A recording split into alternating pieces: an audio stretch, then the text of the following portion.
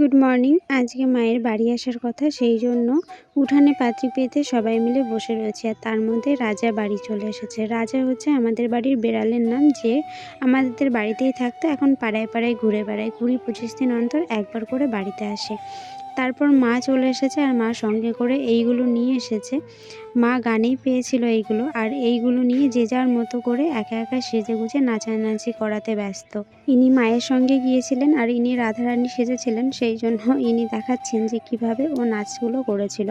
আর এই যে আর একজন সেজেগুজে কৃষ্ণ হয়ে বসে রয়েছে জ্যাকেট ট্যাকেট পরে, আর একজন নিজেকে দেখাবে না বলে লুকিয়ে রেখে দিয়েছে। আর এই যে এনাকে এক ঝলক চুরি করে ক্যামেরায় বন্দি করতে পেরেছি, তাও বুঝে ফেলেছে যে আমি ক্যামেরা করছি। আর একজন সাজাতে সাজাতে বিরক্ত হয়ে গেছে, তাই দুজনের মধ্যে মারামারি লেগে গেছে। একদিকে ও সাজাচ্ছে, আর একদিকে সাজগোজ খুলতে শুরু করে দিয়েছে। তারপর শেষ মালা পরানোর কম্পিটিশন শুরু হয়ে গেছে। আজকের মতো এইটুকুই, টাটা।